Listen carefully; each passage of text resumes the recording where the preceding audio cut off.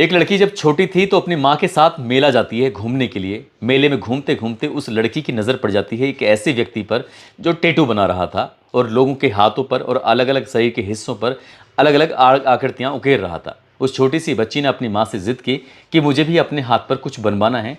जब जिद कर रही थी तब उसकी माँ कहती है ठीक है बनवा लो, लेकिन ऐसा बनवाना जो अच्छा लगे, क्योंकि ये निशान जो लिखते हैं, बनाते हैं, आकृति उकेरी जाती है, वो पूरी ज़िंदगी उस आदमी के शरीर के साथ ही बनी रहती है। जब माँ ने ये बात समझाई तो बेटी कहती है ठीक है, मैं अपने हाथ पर ओम गुदवा लेती हूँ और ओम का निशान हमेशा बना रहेगा। जब उसने अपने हाथों पर ओम गुदवा रही थी तब उसकी नज़र पड़ती है, यानी कि बनाने वाले की नज़र पड़ती है उसकी उंगलियों के जो नखून होते हैं उस पर, और उन नखून को देखकर कहता है कि तुम्हारे नखून दूसरों से बिल्कुल अलग हैं। बस उस लड़की की ये पहचान बन जाती है, उसके हाथ पर बना हुआ ओम का निशान, साथ ही उसके जो नखून थे। कुछ साल बीत जाते हैं, पढ़ लिख कर वो लड़की पुलिस में भर्ती हो जाती है और एक दिन खबर अखबार में प्रकाशित होती है कि वो लड़की अचानक से गायब हो गई है। उस लड़की को ढूंढने की तमाम कोशिशें की जाती हैं, आखिरकार मिल तो जाती है, लेकिन उसकी लाश मिलती है। अब उस लाश को पहचानने के लिए कोई आधार ही नहीं बन रहा था। माँ की नज़र पहुंचती है उस बचपन में बने हुए ओम पर, साथ ही उसके अंगुली के नखून पर। पुलिस ने इस आधार पर उस लड़की की शिनाख्त जब करवा लेती है और इस घटनाक्रम का खुलासा किया जाता है कि आखिरकार उस पुलिस वाली हेड कांस्टेबल को किसने मारा है। और जब कातिल का पता चलता है तो लोगों को यकीन नहीं हो रहा था कि आखिरकार कत्ल की ये वजह हो सकती है। दरअसल शादीशुदा उस महिला कांस्टेबल को एक लड़के से प्यार हो जाता है जो कि 7वीं फेल होता है, शराबी होता है और आवारा किस्म का लड़का होता है, ऐसा मीडिया रिपोर्ट की दावे कर रही है।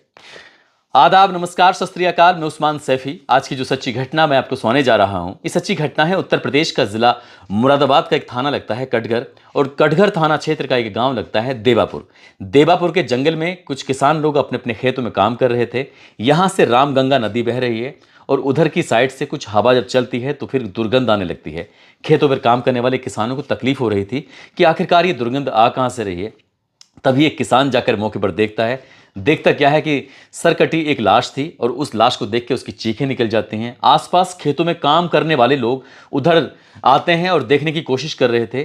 तुरंत ही पुलिस को सूचना दी जाती है। जैसे ही पुलिस मौके पर पहुंचती है, यानी कि एसएचओ कटघर संजय कुमार सिंह, साथ ही सर्किल ऑफिसर आशीष प्रताप सिंह, ये फॉरेंसिक टीम के साथ मौके पर पहुंचते हैं और उस सरकटी लाश यानी कि धड़ को वो कब्जे में ले लेते हैं। अब पुलिस की कोशिश थी कि आखिरकार इसकी बाकी का हिस्सा सर है तो कहाँ है। ग्रामीणों की मदद से पुलिस ने भी अपनी कोशिश की। लगभग 50 मीटर दूर एक पॉलीथीन में पैक उस महिला का बाकी का हिस्सा भी मिल जाता है। लाश किसकी है, किसने हत्या की है, क्यों की है, बहुत सारे सवाल थे और पुलिस इस मामले की जांच पड़ताल में जुट जाती है।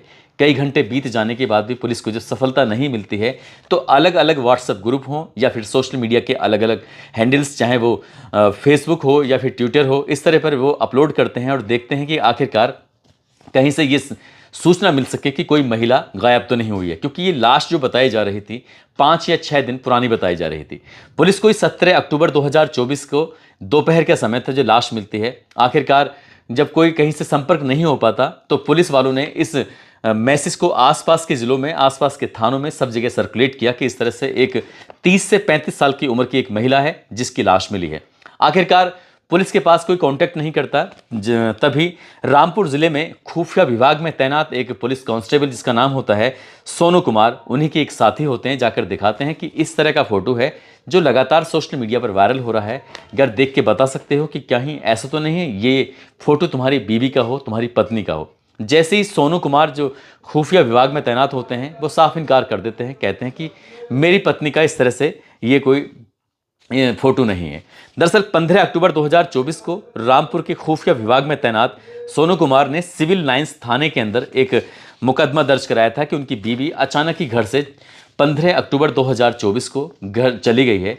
उसको हर जगह तलाश करने की कोशिश की गई लेकिन वो कहीं मिलती नहीं है। पत्नी का नाम रिंकी सिंह होता है जो कि महिला थाने में ही हेड कांस्टेबल के पद पर तैनात होती है। अब उस महिला के जो कांस्टेबल होती है उनके नंबर को सर्विलांस पर लगाया जाता है, सीडीआर निकलवाई जाती है, लेकिन तमाम कोशिश करने के बावजूद भी कोई सफलता मिलती नहीं है।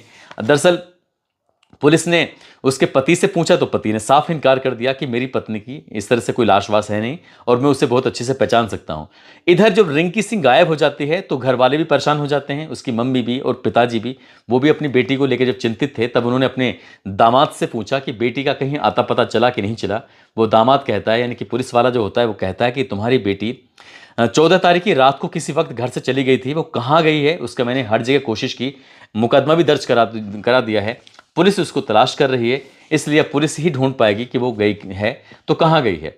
इसी बीच में पुलिस वालों ने उस महिला यानी कि जो रिंकी सिंह होता है उसकी मां हरवती देवी से भी संपर्क किया। उन्होंने कहा कि हमें एक लाश मिली है, आप पोस्टमार्टम हाउस में आ जाइए, आकर देख लीजिए कहीं ऐसा तो नहीं है कि ये बेटी की लाश हो। जैसे हरवती देवी मौके पर पहुंचती हैं, आने के बाद उस लाश को देखती हैं तो लाश पूरी तरह से सड़ चुकी थी, उसमें से बेइंतहा दुर्गंध आ रही थी। साथ ही जो शरीर के हिस्सा था वो पूरी तरह से फूल कर मोटा हो चुका था, जिसकी वजह से चेहरे को पहचान पाना, जिसकी वजह से शरीर को पहचान पाना बहुत मुश्किल था। तभी माँ के दिमाग में ख्याल आया, बचपन की एक कहानी याद आई, जब वो मेले में जाती है और अपने हाथ पर ओम गुदवाती है, साथ ही जो उसकी उंगलियों के नखून थे वो भी अलग किस्म के थे। तब माँ ने अपने पुलिस वालों को ये बताया कि ये मेरी ही बेटी है, ये कोई और नहीं है। इसी बीच में पुलिस को शक भी होता है एक व्यक्ति पर, उसको हिरासत में लिया जाता है, जो उसी के गांव का एक लड़का होता है। उस लड़के को जब पोस्टमार्टम हाउस में लेके जाते हैं, उससे कहते हैं कि क्या तुम इस लाश को पहचान सकते हो किसकी लाश है, तो वो लड़का भी स्वीकार कर लेता है कि ये लाश किसी और की नहीं बल्कि रिंकी सिंह की लाश है। दरअसल रिंकी सर का किसी ने सर काटकर उसको रामगंगा नदी के किनारे फेंक दिया था। किसने ये हत्या की थी, पुलिस अब इसी मामले की जांच पड़ताल में जुटी थी। इस लाश को परिवार के लोगों ने पहचान लिया, गांव के व्यक्ति ने पहचान लिया, लेकिन जो पति है, पति ने नहीं पहचान पा रहा था। क्यों नहीं पहचान पा रहा था, पुलिस को यही कुछ शंका होती है, परेशानी होती है। इसलिए पुलिस ने उस व्यक्ति यानी कि जो खुफिया विभाग में तैनात होता है पुलिस डिपार्टमेंट के, जिसका नाम सोनू कुमार होता है, उस सोनू कुमार को भी पुलिस हिरासत में ले लेती है और हिरासत में लेकर उससे सख्ती से पूछताछ करती है। दरअसल कहानी जब निकल के सामने आती है तो लोगों को बड़ा आश्चर्य हो रहा था। दरअसल उत्तर प्रदेश का जिला बिजनौर लगता है और जिला बिजनौर का ही एक थाना है चांदपुर, और चांदपुर का एक गांव लगता है रायपुर खादर। यहाँ का रहने वाला सोनू कुमार, और यहाँ से 7 किलोमीटर दूर एक गांव लगता है दरबड़, जो कि थाना चांदपुर क्षेत्र का ही होता है। यहाँ की रहने वाली होती है रिंकी। दोनों ही पढ़ाई में शुरू से होशियार होते हैं और 7 किलोमीटर दूर इन गांव का फासला होता है। साल 2011 में दोनों की उत्तर प्रदेश पुलिस में बतौर कांस्टेबल के पद पर नौकरी लग जाती है और इनकी तैनाती एक साथ होती है। जब ट्रेनिंग के दौर में साथ ही वो जब अलग अलग होते हैं और उनकी जब मुलाकातें होती हैं तो पता चलता है कि इनकी दोनों के गांव तो 7 किलोमीटर का फासला है। दोस्ती हो जाती है, दोस्ती कब प्यार में बदल जाती है इस बात का पता ही नहीं चलता, और दोनों अपने अपने परिवार से बातचीत करते हैं कि हम दोनों शादी करना चाहते हैं।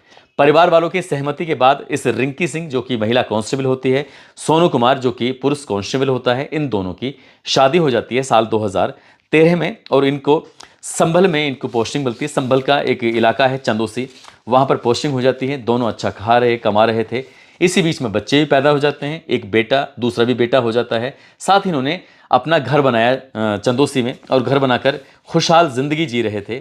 वक्त जैसे जैसे आगे बढ़ रहा था वैसे वैसे खुशियों का दौर भी आगे बढ़ रहा था। साल 2022 में इनकी यहाँ से पोस्टिंग हो जाती है जिला रामपुर में पोस्टिंग हो जाती है और ये लक्ष्मी नगर में रहना शुरू कर देते हैं।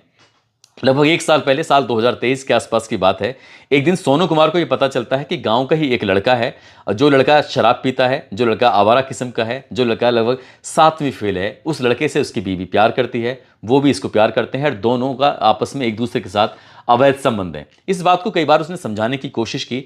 बताया जाता है, मीडिया रिपोर्ट भी कहती है कि परिवार के लोगों को भी, यानी कि जो महिला कांस्टेबल होती है उसके पिता को भी और उसकी माँ को भी इस बात की जानकारी थी, और जानकारी होने के बावजूद भी जब घर वाले उस लड़के के खिलाफ शिकायत वाली बात करते थे तो रिंकी सिंह ही आकर एक ढाल की तरह खड़ी हो जाया करती थी, साफ साफ कह दिया करती थी कि इसके खिलाफ कोई कार्रवाई ना करे। और ये वक्त आगे बढ़ जाता है। इसी बीच में जो उसका पति होता है सोनू कुमार, उसको पता चल जाता है। सोनू कुमार भी इस बात को लेकर बड़ा आश्चर्यचकित था, क्योंकि लड़की पढ़ी लिखी होती है, जिससे वो प्यार करती है, वो 7वीं फेल होता है, आवारा होता है, शराब पीता है। उसे पता नहीं उसके अंदर ऐसा क्या समझ में आता है, ऐसा क्या पसंद आता है। वो भी समझाने की कोशिश करता था, लेकिन रिंकी सिंह अपनी हरकतों से बाज नहीं आ रही थी। अब इसी बात को देखते हुए इन दोनों के बीच में विवाद भी रहने लगता है। 2 बेटे होते हैं, अच्छी खासी नौकरी थी, सब कुछ ठीक चल रहा था, लेकिन इसके बावजूद भी जब नहीं मानती है। इसी बीच में जो सोनू होता है, सोनू कुमार की मुरादाबाद के ट्रेनिंग एकेडमी में 1 महीने के लिए ट्रेनिंग होती है। वो मुरादाबाद में चला जाता है और इस बीच में पता चलता है कि रिंकी सिंह ने भी 1 महीने की छुट्टी ले ली है। 1 महीने की छुट्टी ले लेने के बाद जब उसको मौका मिलता है तब वो अपने प्रेमी से लगातार मिलती जुलती रहती थी। इसी बीच में सोनू कुमार को पता चल जाता है कि उसकी पत्नी लगातार मिल रही है। 14 अक्टूबर 2024 को उसे वापस ज्वाइन करना था, क्योंकि उसकी भी छुट्टी पूरी हो रही थी और इसकी भी छुट्टी पूरी हो रही थी। इस बीच में इनकी कहासुनी होती है। ये सारी कहानी उसने अपने बहनोई जो सोनू कुमार होता है, जिसका नाम ब्रजलाल उर्फ बंटी होता है, जो गाँव जमालुद्दीनपुर का होता है, थाना चांदपुर, जिला बिजनौर का रहने वाला, उसको बुलाता है, उसकी पूरी कहानी समझाता है। इसमें 14 अक्टूबर 2024 की रात को ही गुस्सा आता है और वो उस अपनी पत्नी का गला दबाकर उसकी हत्या कर देता है। हत्या करने के बाद उसका गुस्सा फिर भी शांत नहीं होता। वो किसी धारदार हथियार से अपनी पत्नी की गर्दन को तब तक रेतता रहता है जब तक उसकी गर्दन यानी कि उसका सर उसके धड़ से बिल्कुल अलग नहीं हो जाता। उसके बाद होश आता है कि उसने क्या अपराध कर दिया है। इसके बाद वो अपने बहनोई का सहारा लेकर उसकी कार में बैठाकर यानी कि लाश को कब्जे में उसमें डालते हैं और यहाँ से लगभग रामपुर के लक्ष्मी नगर से लगभग 30 किलोमीटर दूर मुरादाबाद बाईपास की तरफ रामगंगा जो नदी है वहीं पर थाना कटघर लगता है। कटघर का देवपुर गांव के पास में जो जंगल में वो उस लाश को उस रात में ही 14 अक्टूबर 2024 को वो फेंकने के लिए गए थे। उन्होंने ये कोशिश की थी कि इस लाश को हम रामगंगा नदी में बहा देंगे तो ये लाश बहकर बहुत दूर चली जाएगी और इसका कभी पता नहीं चल सकेगा। लेकिन रात के अंधेरे में वो दोनों इतना डर जाते हैं कि उस लाश को बजाय पानी में फेंकने के किनारे पे ही फेंक के चले जाते हैं। और जब 2-3 दिन बीत जाते हैं तब किसानों को उनकी लाश मिल जाती है और पुलिस इस लाश को कब्जे में लेती है।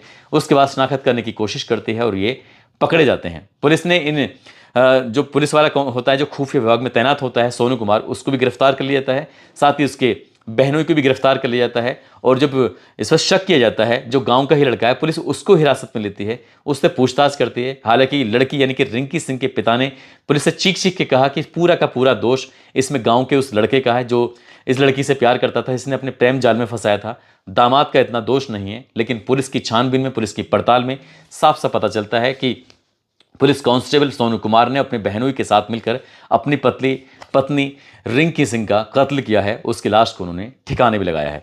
पुलिस ने इन्हें गिरफ्तार किया। गिरफ्तार करने के बाद जेल भेज दिया। पुलिस की कोशिश है कि कम से कम समय में चार्जशीट लगाई जाएगी और चार्जशीट लगाकर इनको कोर्ट से सजा दिलवाई जाएगी। लेकिन इनके जो 2 बच्चे होते हैं, एक का नाम आरब, दूसरे का नाम अक्षित होता है। एक बच्चे की उम्र लगभग 11 साल, दूसरे बच्चे की उम्र लगभग 9 साल के आसपास होती है। उनका भविष्य कैसे संवरेगा, कौन उनकी परवरिश करेगा, इस तरह के कई सवाल भी खड़े हो जाते हैं। और एक रिंकी सिंह की और साथ ही पुलिस वाले की लापरवाही की वजह से उन दोनों बच्चों का भी ज़िंदगी खराब हो जाती है। साथ ही उन दोनों की भी एक पूरी तरह से ख़त्म हो जाता है। दूसरा सलाखों के पीछे शायद अपनी पूरी ज़िंदगी बिताएगा। दोस्तों, जाते जाते घनेंद्र कुमार के भांजे हैं शौर्या कुमार, जो कि अतरौली अलीगढ़ के रहने वाले हैं। आज इनका जन्मदिन है। इनको जन्मदिन की ढेरों सारी शुभकामनाएं, बहुत बहुत मुबारकबाद। साथ ही कुछ लोगों ने नाम लेने की अपील की है, जिसमें गोल्डन इकराम के बेटे हैं आयसर इकराम, साथ ही सूरज सिंह, विक्रम जांगिड़, मोहम्मद अफसर अली, अंजू, भूपेंद्र सिंह, अनिल भारती, प्रतीक कुमार, रोशन कुमार, फिरोज सैफी, दुर्गेश कुमार, रूही परवीन, रेहान सादिक, कन्हैया मिश्रा, आसिफ खान, बिट्टू करदम, सुनील राजपूत, मोहम्मद शमशाद, शंकर रॉय, इस्माइल शेख, रिजवान मलिक। आप सब लोग अपना ख्याल रखें, सुरक्षित रहें। जय हिंद, जय भारत।